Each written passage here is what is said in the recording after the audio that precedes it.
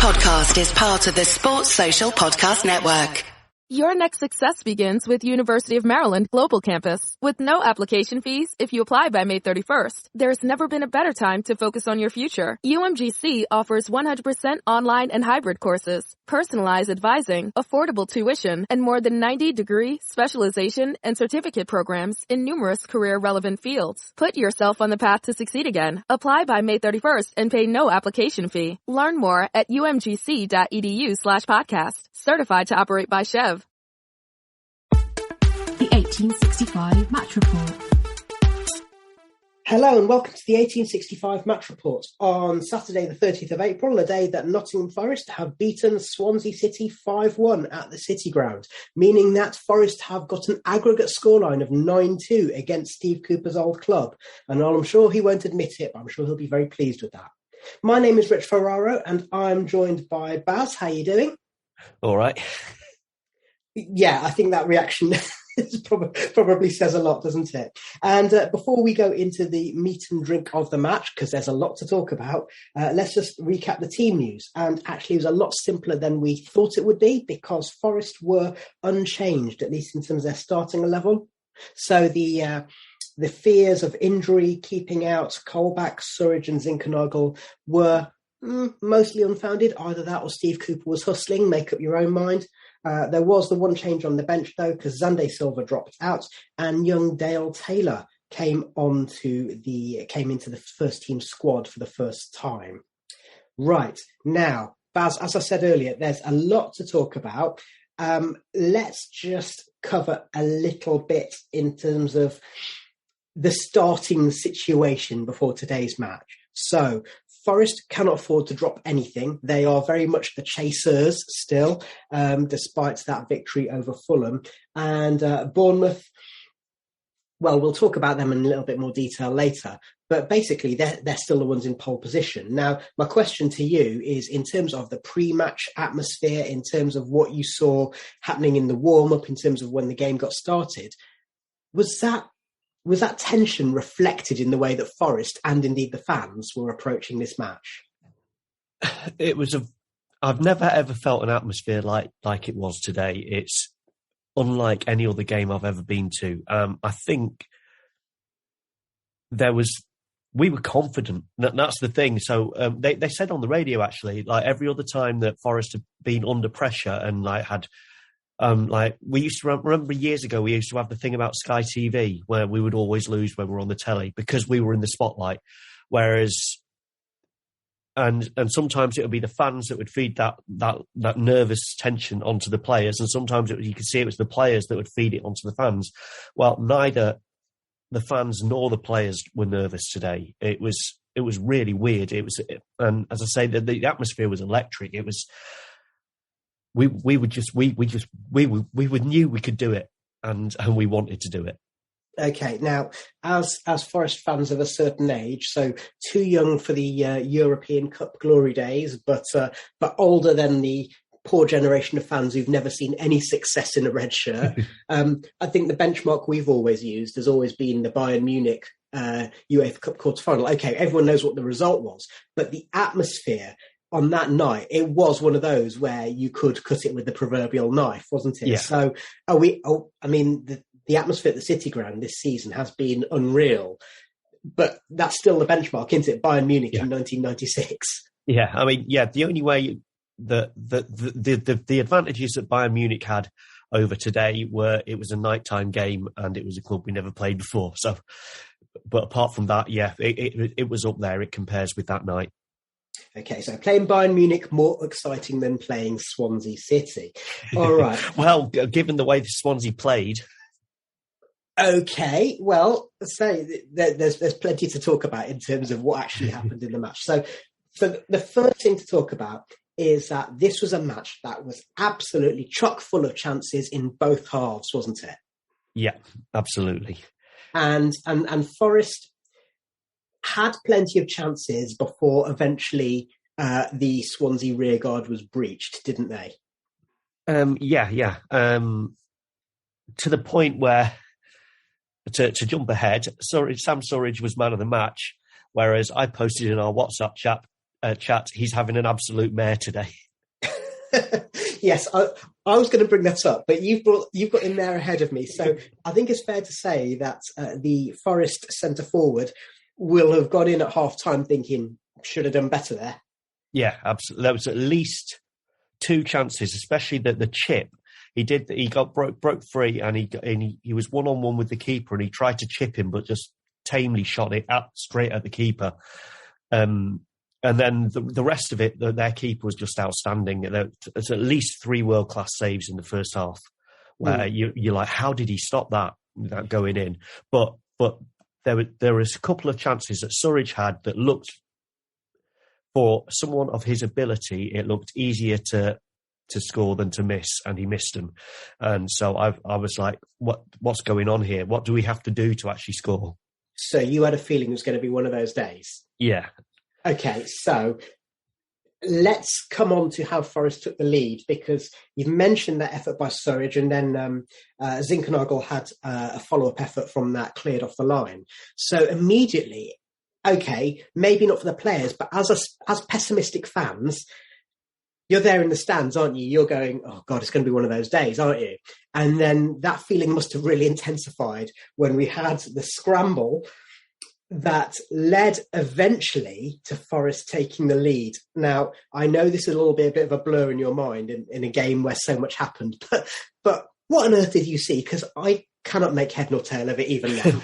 So, well, I mean, I think what I saw was actually what happened from hearing about it from other views, which is basically somehow the ball ended up with Colback at the left-hand post, with Cyrus Christie in front of him. Colback tries to drive it forwards, and Christie falls on the floor and somehow manages to keep the ball out, but Colback keeps pushing and gets the ball over the line. The referee then runs over, and instead of giving a goal, shows Christie a red card and points to the spot. Jono gets ready to take the penalty. Worrell's there in front of their keeper, who's trying to put Jono off. And then Colback runs over to the referee and starts remonstrating with him. The referee then goes over to his assistant and then goes over to the 4th official. This almost, I don't know, it felt like it took about 5 minutes, but it was probably only about a minute or whatever. But then the referee points to the centre circle, saying it was a goal, and then rescinds. And then what I didn't realise at the time, and I didn't realise till afterwards when I tried to count their players, he'd rescinded the red card and said it was a yellow. So obviously, the only reason I can think he did that was because he thought Cyrus Christie tried to handle it but didn't, and therefore that's why it crossed the line. Because if he had tried to handle it and had handled it, then it doesn't matter whether it crossed the line or not. It should have still been a red, I'd have thought. Yeah, and so, I mean, the thing that I don't understand in the midst of all of that, so if the ref eventually gives the right decision in terms of giving a goal, then all well and good, because obviously if the ball crosses the line... And I would say it did look like the ball crossed the line from where I was. Oh yeah, and there is a still image. The BBC Sport app has a still image of it where it shows that the ball's clearly over the line and Christie's trying to scoop it back while lying on the ground. He's trying to scoop it back with his hand.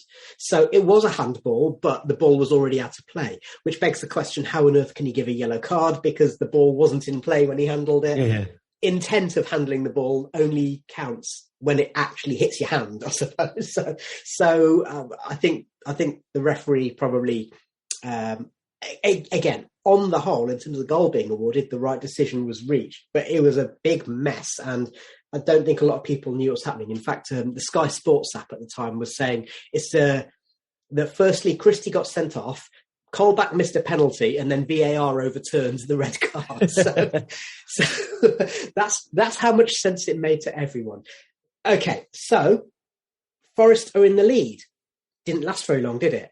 No, to be honest, I barely saw their goal because I was still trying to get my head around what had happened for our goal. It was a long ball, and was it Obafemi, I think? Mm-hmm. Danced around Steve Cook, and then it was in. And I didn't really, as I say, I didn't even, I sort of looked up and then it had happened. So maybe the Forest team, they had their minds on that bizarre goal as well. I saw a couple of comments on social media saying, I love Cookie, but if that had been Toby, people would have been crucifying him. Yeah, I can imagine that. Okay. But then, well, I mean, what we haven't talked about is Swansea's style of play in the first half, because I think that has a bearing on all the things that were happening to the Forest side. And there was a point where, as you said, the pessimistic fan in me was thinking we're not going to get anything out of this game. Basically, Swansea spent a lot. Actually, I looked up the stats at half-time. Swansea had 68% possession and completely outdid us on passing. And the reason for that was what they would do was give the ball to their keeper, Fisher, who would then have one of their defenders stand alongside him. Jono would come forwards to try and pressure whoever had the ball, and then they would pass the ball between each other, making Jono do a little dance, and then they would push it forwards. And then once it went forwards, as soon as it crossed the halfway line, one of their players would pretend to be injured. And it was absolutely infuriating. It's the most negative, dull, boring tactic I've ever seen for maybe 10, 15 years. I've not seen a side play like that for years. I thought Russell Martin was the saviour of pure football. Well, yeah, and this is the thing. That's what really got me. My comment in the thing about Steve Cooper and Swansea and stuff is it was absolutely infuriating to watch. And there was a point not long after. So I think Steve Cook, that you could see the players, our players, were getting more and more frustrated with it, especially as the referee. I mean, I guess he's in an impossible position. If a player's saying he's injured, you have to stop the game. But then he's down on the ground for like 2 minutes, stopping us from playing, goes off the pitch and then comes back on and he's running absolutely fine again. And it happens like 4 or 5 times over the course of 10 minutes. So we could get no rhythm whatsoever. And you could see our players were getting frustrated. And I was like, we're going to have a red card and then we're going to throw this match away. Okay, so when you talk about your comment in the thing, that's in our group chat, where you did say before the end of the first half, they got rid of Cooper because he played boring football. These are the most negative, boring side I've seen all year. There are a couple of other words in there as well. Yes. And I think the crucial thing there, so we will talk about, there's a couple more moments involving Andy Fisher that we'll talk about, but crucial thing there is that teams who do that, they do it because they want to rile the opposition. And we've seen Forest do that most recently under Sabri. We've seen Forest do that very effectively under Billy Davis as well, if we go back a few more years. And you do that because you want to drag the opposition down a peg or two. Now, we will return to that theme in a little while, but I do just want to mention Andy Fisher because although it was 1-1 at half-time, it could easily have been 4 or 5-1, couldn't it? Because Andy Fisher was having an inspired game in the Swansea goal, wasn't he? In the first half, I'd say at least 3 outstanding saves, completely amazing saves, and probably the same again in the second half. Yeah. He was having an inspired game, definite. Yeah. So. A save from Joe Worrell, who tried to head in from a corner by Jimmy Garner. And then just before half-time, he made a double save. One was Sam Surridge, again with a header, and then Ryan Yates in the same move, basically. Yeah, on the rebound. And I have to say is that I thought Colin Frey was going to explode at that point. And in fact, even Brian Laws sounded as if he was in some kind of distress because they just couldn't believe that the keeper had pulled a double save. And look, we know what the scoreline is. My first thought, again, as a fan of a certain age, was I'm thinking back to when we lost 5-2 against Yeovil and Paul Smith was our man of the match and pulled off an incredible triple save. Yeah. And in a way, that's a good sign, isn't it? Because, a good sign for Forest, because the fact that we needed their keeper to be on top form and we still managed to put Swansea out of sight in that second half is a very good sign. Now, before we talk about actual moments in the second half, let's go back to that theme. So Swansea were trying to play the dirty game. Yeah. And you were worried that Forest were going to get drawn into that. Now, at half-time, and for the listeners' benefit, I'm currently still in isolation following a bout of COVID. So I only had Colin Fray and Brian Laws to go on here. But at half-time, I did find myself thinking, right, so there's two ways you can respond to this. Number one is you come out and you try and, play them at their own game. Or number two, which is what I expect, Steve Cooper will get them to come into that dressing room at half-time. Cooper and the players, and players like Worrell and Cook and so on, they will sit down, they'll just go, right, we're not going to get drawn into this. We've got to focus on what we do. Because if we do our good things well, then we will be all right in this match. And am I right in saying that's exactly what they did? The second half was a much calmer affair. Yeah, well, I mean, first of all, at half-time, all our subs went in as well, which is quite unusual. And they came out again for like the final sort of 7 minutes or something of half-time, but everyone went in together. So they obviously wanted to have, he obviously wanted to have like everyone in there to go through this particular talk. And then, when we came out in the second half, to be fair to Swansea as well, they obviously changed their tactics. They weren't as much. I mean, you compared what Billy Davis' side used to do. They were nothing to what Swansea were doing today. But in the second half, they decided they were going to play football as well. So that kind of evened it out a little bit. Okay. Now, the good news is that, well, I remember there's a Welsh journalist who contacted me before the match and said, I'm wondering, last time Forest won 7 matches in a row at home. And I said, I don't know. But he was talking about how Swansea, they can score goals, but they can concede goals. And I was saying, I think scoring the first goal is going to be important. And in the first half, it was good, but then we conceded. I think getting an early goal in the second half is a statement of intent, and it's the kind of thing which can, literally and figuratively put your nose in front, can't it? Yeah, I mean, I think if we hadn't scored an early goal, then I think maybe the nerves and the tension would have built up certainly from the fans, if not the players, and it would have been felt in the ground. So getting an early goal was important from that point of view. It also then forced Swansea to make a double substitution, which then compounded their change of tactics as well. Well, let's just talk about that first goal in the second half. After just 3 minutes of the restart, and a couple of things worth thinking about. So firstly, Sam Surridge could have had 2 or 3 goals in the first half. So again, mental fortitude. A striker in form and with confidence goes in at half-time and thinks, I'm going to get those goals in the second half. A striker who's devoid of confidence goes in with their head down and comes out with their head down and isn't going to put those away. The second thing is that it's yet another indication of Forest being absolutely lethal from set pieces.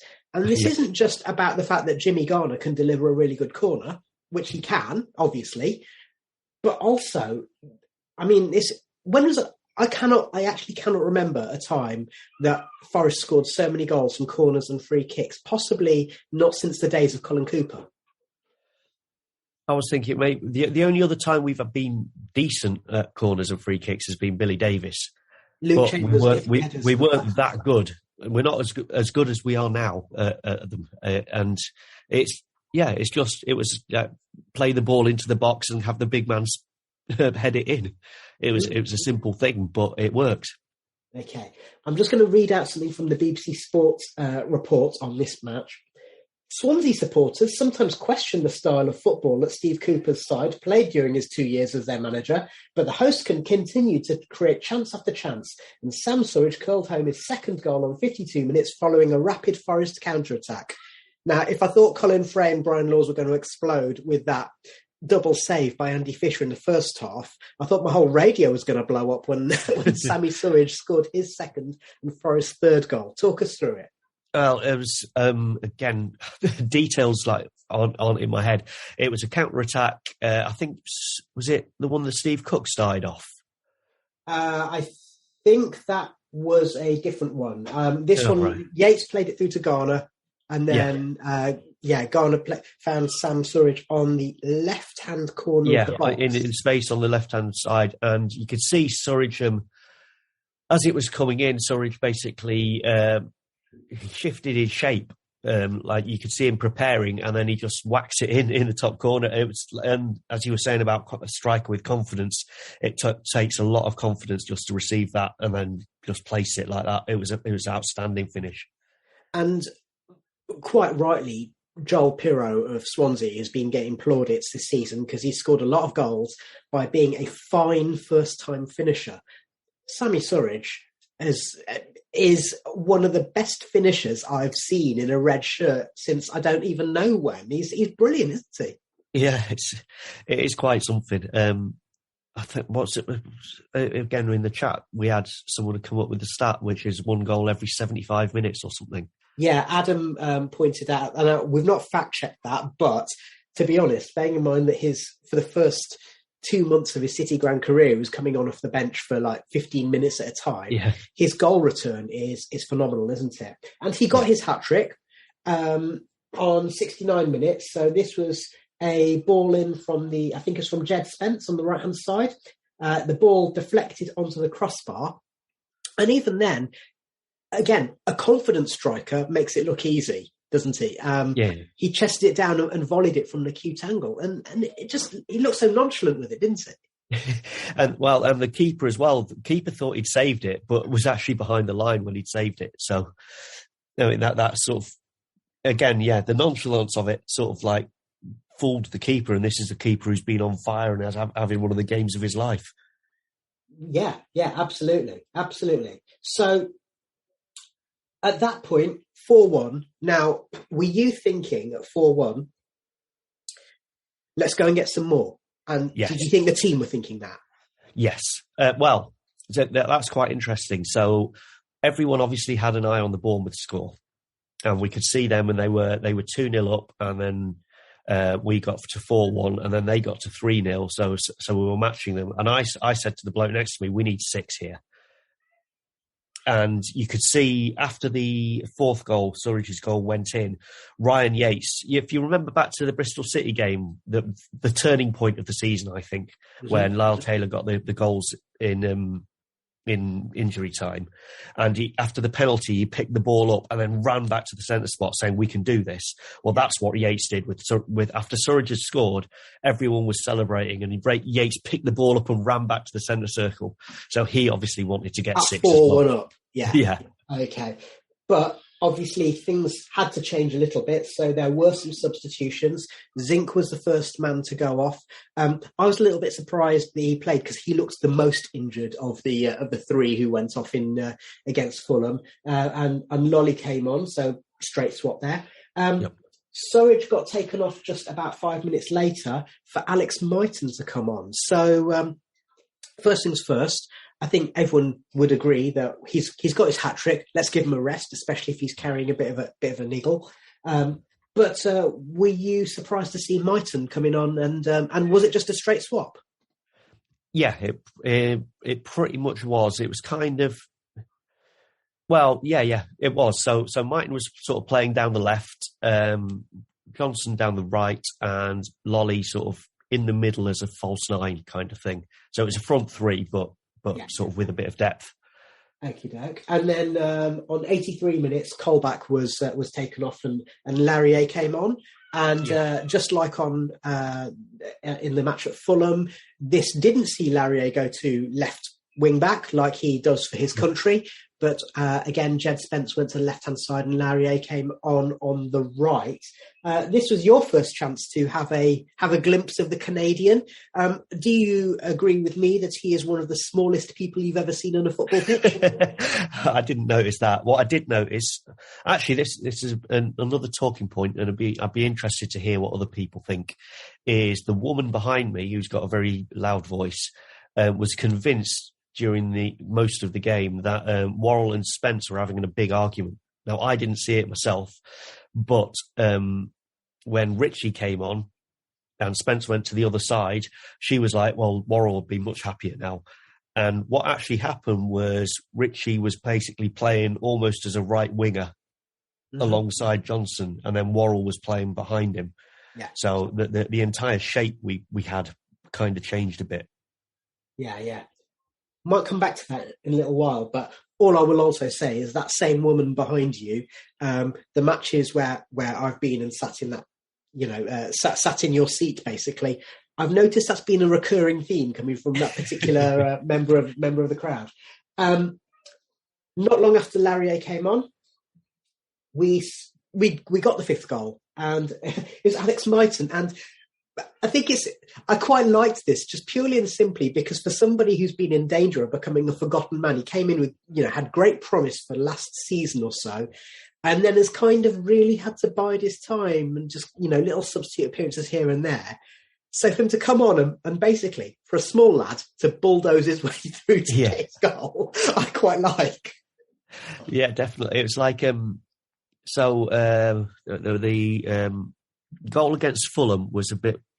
In the olden days, you and I, we used to call them Man City goals when Man City weren't good, where it's basically there's like a scramble in the box and then suddenly the ball goes in off someone's arse. Yeah. And the goal against Fulham was a Man City goal. The first one today was a Man City goal, and Alex Mighten's was a Man City goal as well. Yeah, they all count though, don't they? Yep. They all count. Okay, so let's just wind up the actual game itself there, because it did end 5-1 to Forest, and in just a second we'll talk about what that means. You're listening to 1865, the Nottingham Forest podcast. Your next success begins with University of Maryland Global Campus. With no application fees if you apply by May 31st, there's never been a better time to focus on your future. UMGC offers 100% online and hybrid courses, personalized advising, affordable tuition, and more than 90 degree, specialization, and certificate programs in numerous career-relevant fields. Put yourself on the path to succeed again. Apply by May 31st and pay no application fee. Learn more at umgc.edu/podcast. Certified to operate by Chev. Okay, Baz, so it was a 5-1 victory, a handsome victory, and no less than Forest deserved, I think it's fair to say. They really could have got double figures on another day, couldn't they? Yeah, it could have been 5-1 at half-time. Okay, well, that says it all. Now, I said just before the break that we would come back to a little thing that you mentioned there, which was about Worrell pushing forward. And considering that Chris Wilder is the pioneer of overlapping centre-halves, something I've definitely noticed in the last few weeks is that Worrell and McKenna are basically doing that now, aren't they? They are basically pushing right up and spending as much time in the opposition half as they can. It's not quite like overlapping centre-halves, because I'm sure that there is tactical reasoning behind it, but it's just also that Forest, as the season has gone on, are playing higher and higher up the pitch, aren't they? Yeah, and it's weird. I think what Swansea were trying to do in the first half, to some extent, was to draw us up the pitch and then try and catch us on the break. But we don't seem to get caught on the break when we do this, and that's what I don't really understand about our tactics. Is like, why doesn't it fall down? You'd think with like playing what's effectively an incredibly high line, just leaving one old, not as mobile defender back would cause problems, but it doesn't seem to. I mean, one of the things I will say is that I think a lot of that, again, comes down to confidence. Confidence is such a happy bedfellow, because everyone's seen that clip of McKenna against Fulham where he did, as Big Ron would have said, he sold his centre forward a lollipop, didn't he? Did that little sort of Cruyff turn and then beat the next man to the ball and then played a through ball going forward. Steve Cook did that by bringing the ball out for Forest's, I think for Surridge's third goal, wasn't it? Yeah.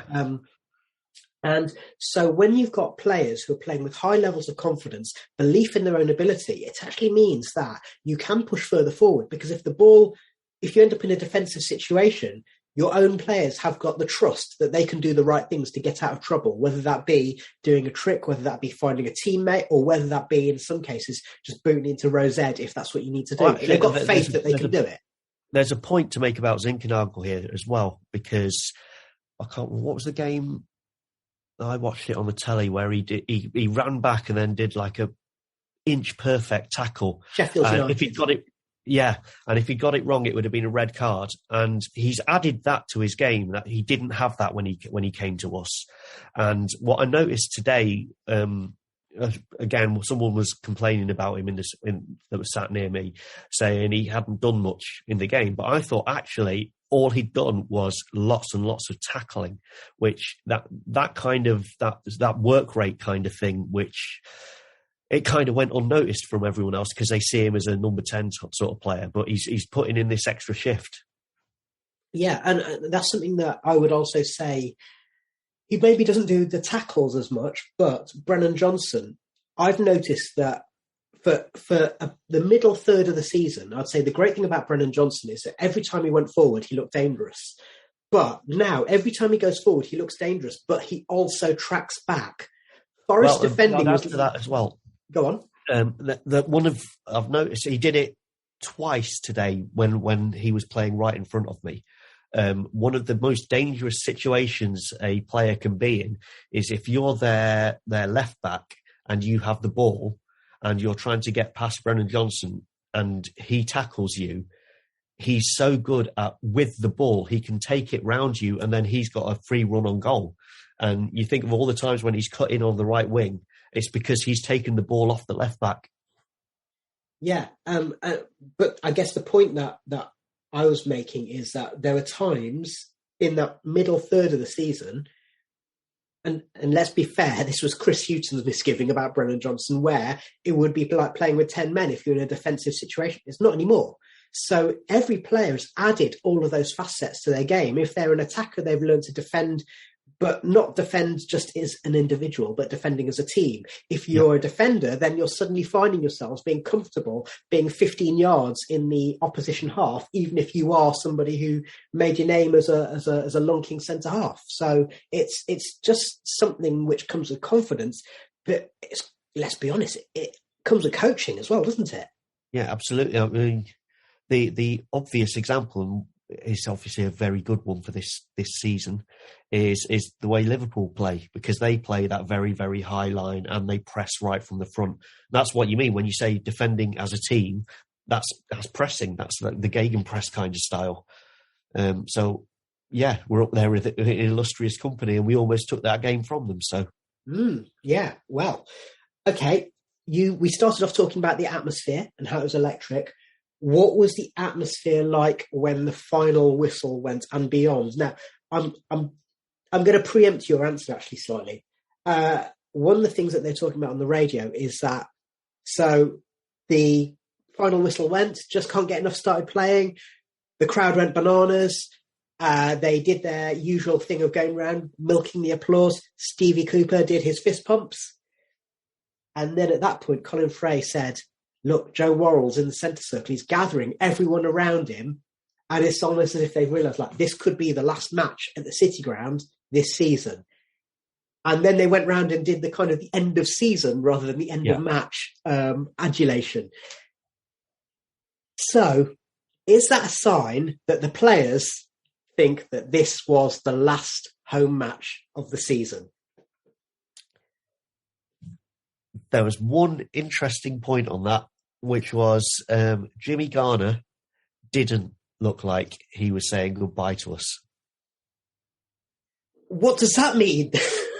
So if he genuinely thought that it was the last home match of the season, I'm sure he would have been round saying goodbye to us. Okay, right. Which I mean, then, and it's I think I put that in WhatsApp as well. Is I really don't want to see him again in the City Ground in a Forest shirt. Yeah, we don't want to see any of the players again at the City Ground this season. Let's talk about the table. So Bournemouth they won 3-0 away, and they are 3 points ahead of us. Their goal difference is plus 33. We are 3 points behind them on 79 points, and our goal difference is plus 34. Now, what that means is that if, and I'm putting it as a very much if Forest can go to Bournemouth on Tuesday and win, then going into the last round of matches, Forest will be in second place and in pole position for automatic promotion. It's still possible we could get pipped on goal difference, but we will be in the driving seat. However, on Tuesday, if we lose, we're in the playoffs. No ifs, no buts. That's it.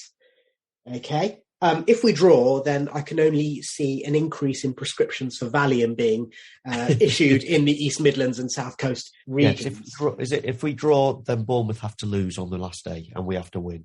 Pretty much, yeah. Because it'll still be a 3-point gap. The goal difference will still be slightly in Forest's favour. So it will mean that. Now, let's talk about what...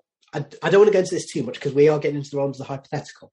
But one thing that was pointed out as well, Millwall have one match to go and they're still within a shout of the playoffs. It's unlikely. They're not in the driving seat for that final playoff place.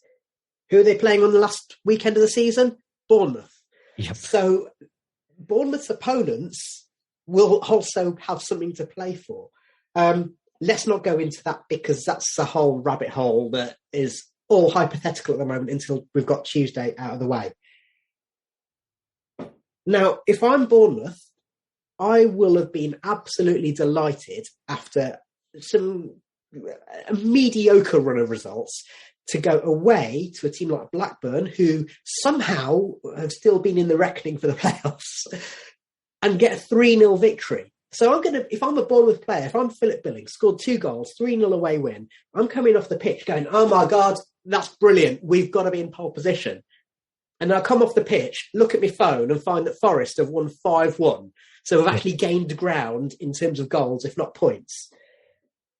Scott Parker gave an interview. I think it was in his press conference on Thursday.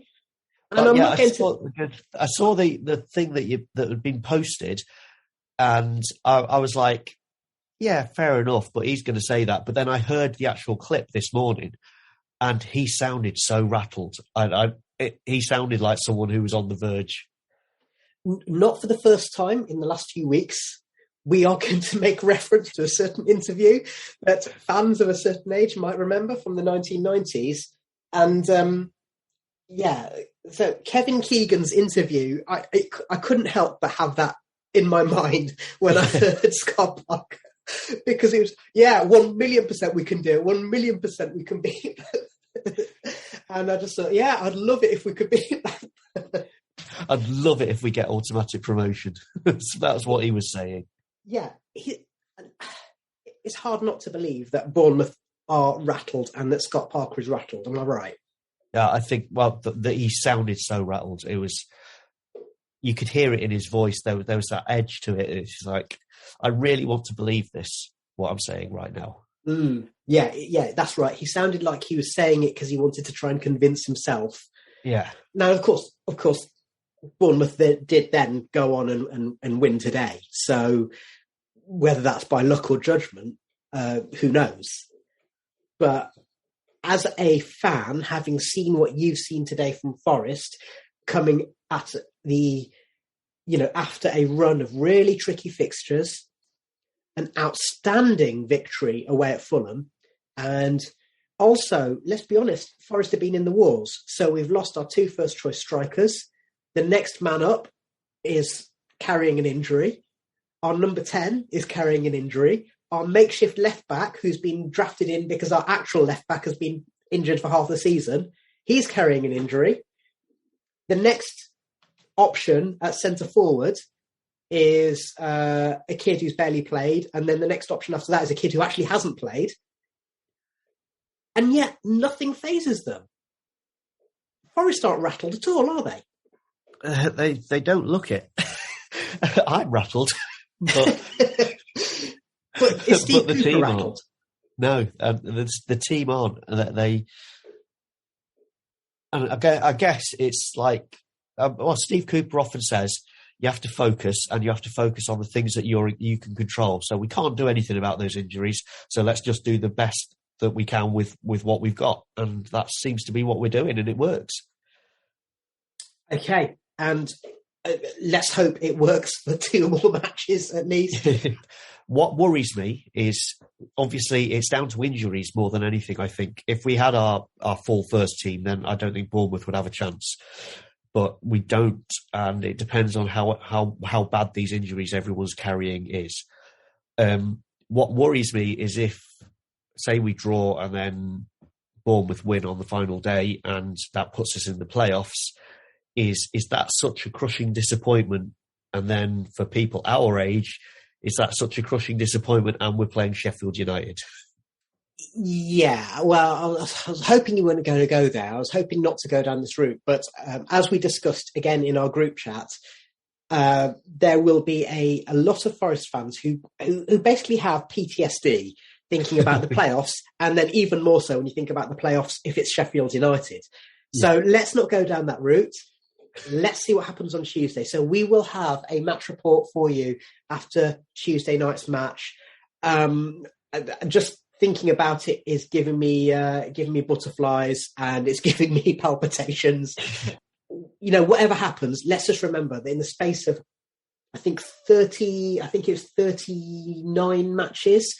No, not even that, 36 matches. Steve Cooper has got Forest guaranteed a place in the playoffs. So whatever else happens, even if it doesn't feel like it at times, this season has been an unbelievable success. So let's see what happens on Tuesday, and let's not get too wound up, even though those words are going to fall on deaf ears to anyone who likes wearing red. Thank you very much to you, Baz. Thank you to you, listener. I'm going to be also on the Second Tier podcast to discuss the promotion run-in this weekend. So do join us there. And let's see what happens on Tuesday. Come on, you Reds.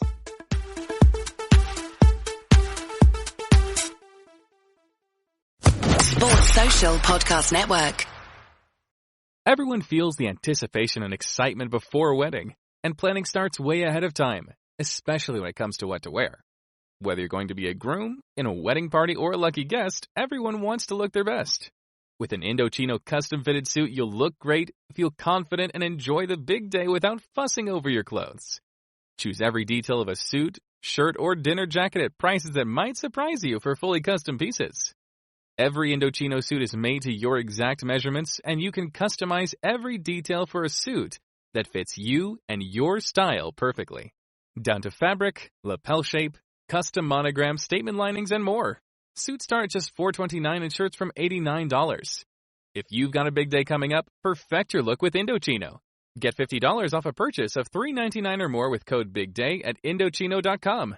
That's code BIGDAY for $50 off $3.99 or more at INDOCHINO.com.